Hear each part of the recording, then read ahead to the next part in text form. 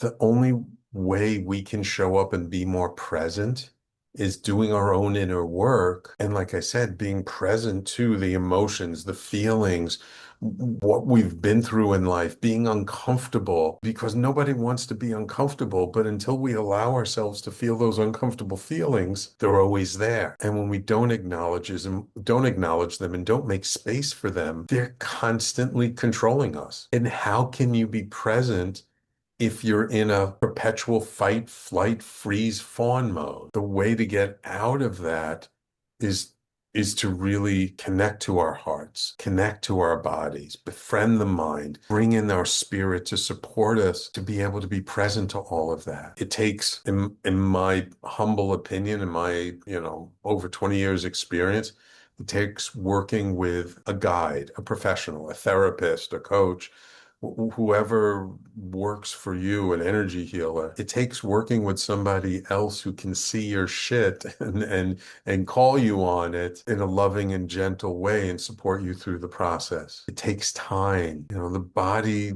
doesn't usually move as quickly as the mind moves. Like, we can get an insight like that. But for that insight to really sink in and integrate it into our bodies and our nervous system can take a little bit of time. I've also really come over the years to so much more appreciate the somatic approach to doing things.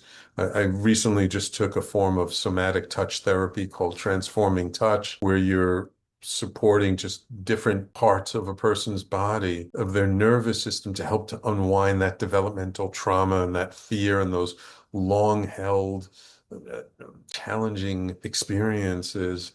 And I've seen how when you really work on the somatic, on the physical level, it helps every other aspect. It helps us to settle. It helps us to be more present. It helps us to be more gentle. And then we can show up and truly live a more authentic life.